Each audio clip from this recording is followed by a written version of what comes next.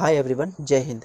इस वीडियो में हम प्रश्नावली 2C में लिखे 8वें प्रश्न के तीसरे भाग को हल करेंगे। क्वेश्चन नंबर 8 के तीसरे भाग का जो सवाल है वह इस प्रकार से है। इसमें लिखा है 2 अंकों वाली कोई संख्या और अंकों के योग का अनुपात अंकों के क्रम उलटने पर प्राप्त संख्या और अंकों के योग के अनुपात से 1 अधिक है। यदि अंकों का अंतर 1 हो तो संख्या निकालें। यानी यह प्रश्न 2 अंकों की संख्या पर आधारित है। 2 अंकों की संख्या में एक अंक होता है दहाई का और दूसरा अंक होता है इकाई का, जो यहाँ पर अज्ञात है। इसे हम कंसीडर करके आगे बढ़ेंगे, ठीक ना। और लिखेंगे इस प्रकार से, माना इकाई का अंक, इकाई का अंक हम मान लेंगे इसे क्या चीज़, y मान लेंगे, और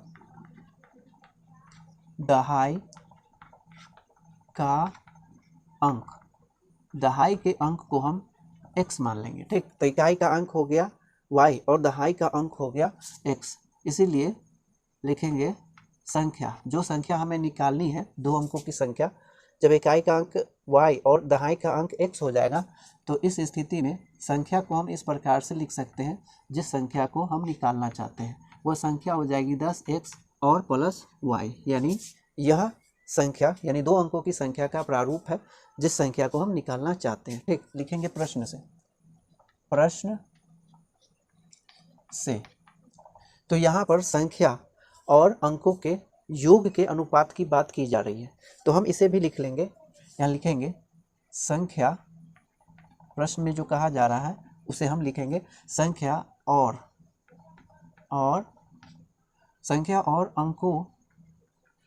अंकों के योग का अनुपात। संख्या कौन सी संख्या, ये संख्या, इस संख्या की बात हो रही है। संख्या और अंकों के योग का अनुपात, अंक कितना हो गया y और x, है ना।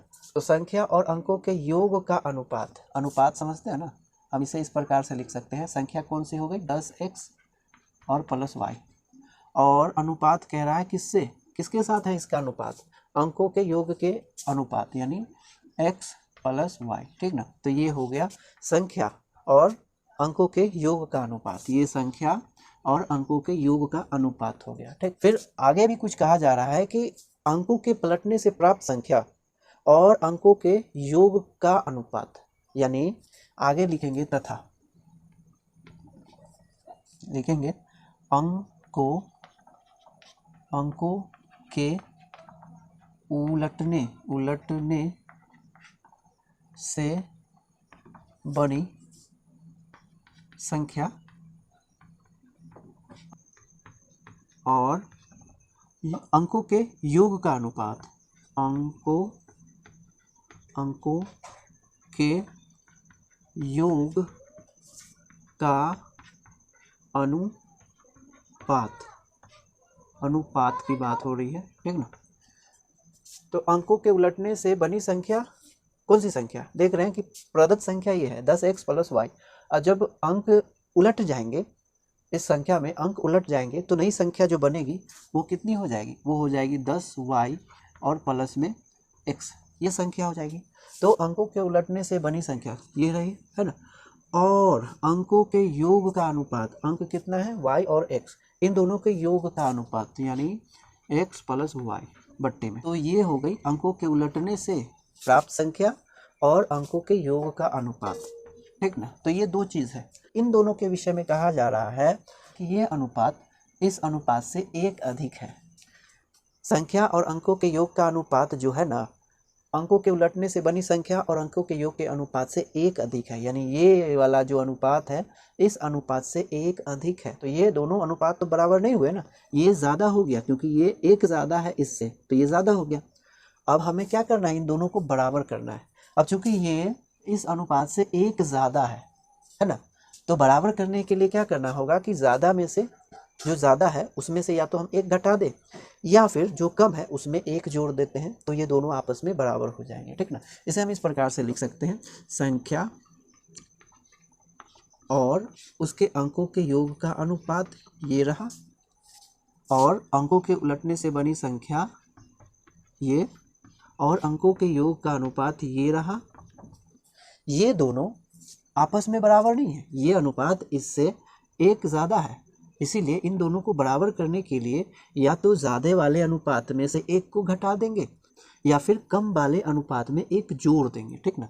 तो ये बराबर हो जाएगा। कब बराबर होगा? या तो ज़्यादा में से एक घटाओ या कम में एक जोड़ दो, ठीक ना। तो हम क्या करते हैं, कम में एक जोड़ देते हैं, ठीक। तो ये अनुपात और ये अनुपात अब बराबर हो गए, ठीक ना। तो पहले कथन को हम इस प्रकार से व्यक्त कर सकते हैं। अब इसे मॉडिफाई करना है और x तथा y का वैल्यू निकालना है, ठीक। तो इसे आगे हम निकालते हैं, लिखेंगे 10x प्लस वाई बट्टे में x प्लस वाई। इस पक्ष में यही है और कुछ नहीं कर सकते, ना तो इसे जोड़ सकते ना ही इसे, इसलिए इसे ऐसे ही छोड़ दो। फिर यहाँ पर जो है, यहाँ प्लस में 1 है तो इन दोनों का लघुत्तम ले लेंगे, तो ये हो जाएगा 10y प्लस में x, ठीक। और इन दोनों का लघुत्तम x प्लस वाई होगा, इससे भाग करेंगे तो x प्लस वाई मिलेगा, फिर उसमें गुना करेंगे तो x प्लस वाई मिलेगा ऐसे।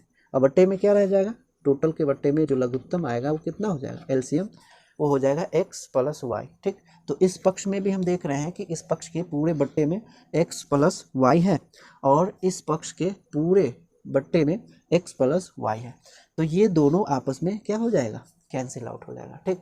तो क्या बच गया, ये बच गया ऊपर में 10x बच गया प्लस में y बच गया, बराबर में क्या रह गया, y 10y प्लस में x प्लस में x प्लस में y, इस तरीके से बच गया, ठीक ना। तो इतना नोट करो पहले। तो हमारे पास कितना बचा है, 10x प्लस वाई बराबर में 10y plus x plus x plus y, ठीक ना। तो यहाँ पर हम इस सारे चर को एक पक्ष में ले आएंगे, इस पक्ष में, ठीक ना, बाएं पक्ष में लाएंगे जहाँ पर 10x है। तो 10x तो पहले से ही है और प्लस में y भी है, तो 10y को भी लाएंगे तो ये माइनस 10y हो जाएगा, माइनस ये दोनों जुड़ जाएगा ना, क्योंकि x प्लस x है, तो यहाँ पर दोनों आएगा इस पक्ष में, तो माइनस 2x हो जाएंगे और प्लस में माइनस y होगा, क्योंकि ये भी उस पक्ष में है प्लस में, तो यह भी माइनस हो जाएगा। तो दाएं पक्ष में क्या रह जाएगा, कुछ भी नहीं, कुछ भी नहीं का मतलब कितना, 0 दिया जाएगा, ठीक है। अब इसे क्या करेंगे, यहाँ देखिए ये 2x है और ये 10x है, तो इन दोनों में कुछ हो सकता है ना, क्या हो सकता है, इन दोनों में घटाव हो सकता है, तो इसलिए 8x बच जाएगा, ठीक ना। 10 में से 2 घटाएंगे, फिर ये y जो है प्लस में और ये y माइनस में, तो ये दोनों क्या हो जाएगा, कैंसिल हो जाएगा। इसमें क्या रह जाएगा, 10y और बराबर में क्या रह जाएगा, 0, ठीक। तो इस तरीके से हम इसे व्यक्त कर सकते हैं। तो ये 8 भी 2 का गुणज है और 10 भी 2 का गुणज है, इसलिए और हम इसे सिंप्लीफाई करेंगे दोनों पक्ष में 2 से भागा करके, ठीक ना। तो ये हो जाएगा कितना, 2 चौके 8, तो यहाँ बचेगा 4x, फिर 2 पंचे 10, तो यहाँ माइनस 5y और बराबर में 0 हो जाएगा, है ना। इसे हम कह लेंगे समीकरण 1, ठीक। अब दूसरे कथन के द्वारा बताया जा रहा है कि अंकों का जो अंतर है 1 है, यानी अंकों का अंतर 1 है, तो इसे हम इस तरीके से लिख सकते हैं, फिर x माइनस वाई कर लेंगे, आप y माइनस एक्स भी कर सकते हैं, ठीक ना। तो अंकों का जो अंतर बताया जा रहा है वो 1 के बराबर है, ठीक। यहाँ जो x है उसे y के पदों में इस तरीके से लिख देंगे, ठीक। तो ये x और x को लिखेंगे y के पदों में, यानी एक तरफ सिर्फ x रखेंगे और दूसरी तरफ बाकी संख्या और संकेत, y को भी उसी पक्ष में ले जाएंगे तो कितना हो जाएगा, प्लस y, ठीक ना। तो x बराबर क्या हो गया, 1 प्लस y, तो ये हो जाएगा समीकरण दूसरा, ठीक ना। तो समीकरण 1 कहाँ है, 4x माइनस 5y बराबर में 0, और दूसरा समीकरण x बराबर 1 प्लस y, ठीक। तो अब हम इसे सॉल्व करेंगे और x तथा y का वैल्यू फाइंड करेंगे, ठीक। लिखेंगे समीकरण 1 में x बराबर 1 प्लस y रखने पर, ठीक ना। तो इधर स्पेस नहीं है, मैं यहाँ लिख लेता हूँ, ठीक। तो पहला समीकरण कितना है, वो है 4x माइनस 5y बराबर में 0, या यहाँ 4 रह जाएगा, लेकिन x जो उसके गुना में है उसे रिप्लेस कर देंगे कितना से, 1 प्लस y से, ठीक ना। इस तरीके से रिप्लेस करेंगे, ये माइनस बच गया और y 5y बच गया बराबर में 0। इसे सॉल्व करें, गुना करेंगे तो 4 प्लस 4y माइनस 5y बराबर में 0। इसे सॉल्व करने पर हमें प्राप्त होगा माइनस y, और ये जो संख्या है उसे हम दूसरे पक्ष में लिख लेंगे तो हो जाएगा -4, ठीक ना। ये माइनस और ये माइनस कैंसिल आउट होकर के y बराबर हमें दे दिया जाएगा कितना, 4, ठीक ना। तो y का जो वैल्यू हो गया वो कितना हो गया, 4 हो गया। अब हमें क्या करना है कि x का वैल्यू निकालना है। देखेंगे अब समीकरण 2 में y बराबर 4 रखने पर, ठीक ना, 4 रखने पर, तो समीकरण 2 कितना है, यहाँ लिख लेते हैं x बराबर में है 1 प्लस y, लेकिन y को रिप्लेस करना है कितना से, y को रिप्लेस करना है क्योंकि एक को रहने देना है, y को रिप्लेस करना है 4 से, तो 4। अब इन दोनों को जोड़ेंगे तो हो जाएगा 5, इसीलिए x का जो वैल्यू हो जाएगा वो हो जाएगा 5। तो यहाँ y का वैल्यू है 4 और x का वैल्यू मिला 5।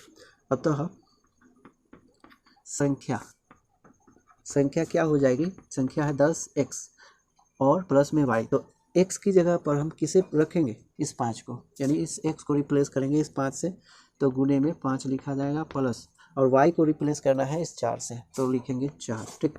तो हो गया 50 और प्लस 4, दोनों को जोड़ेंगे तो 54 हो जाएगा। इसीलिए संख्या कितनी हो गई, संख्या को यहाँ लिख लेते हैं फिर से, संख्या बराबर 54, ठीक। तो ये आंसर है, ठीक ना।